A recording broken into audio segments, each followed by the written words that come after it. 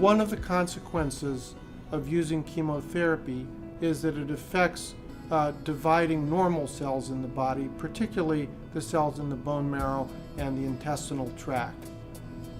The bone marrow cells that are most affected are white cells, and a type of white cell, granulocytes, are our principal defense against bacterial infections.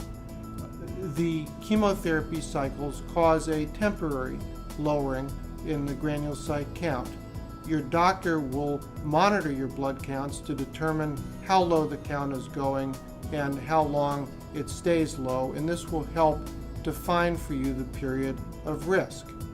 At a time when your granulocyte count might be very low, perhaps under 500, the risk of bacterial infection is the highest.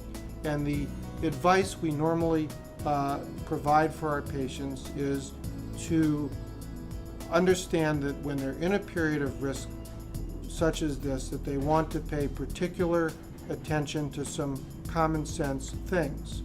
First of all, use good hygiene. Wash your hands always, but particularly have good hygiene when your counts are likely to be low.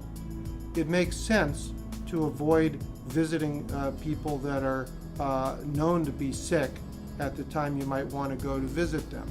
Most infections actually come from your body's own bacteria, but you don't need the added exposure to someone who's sick.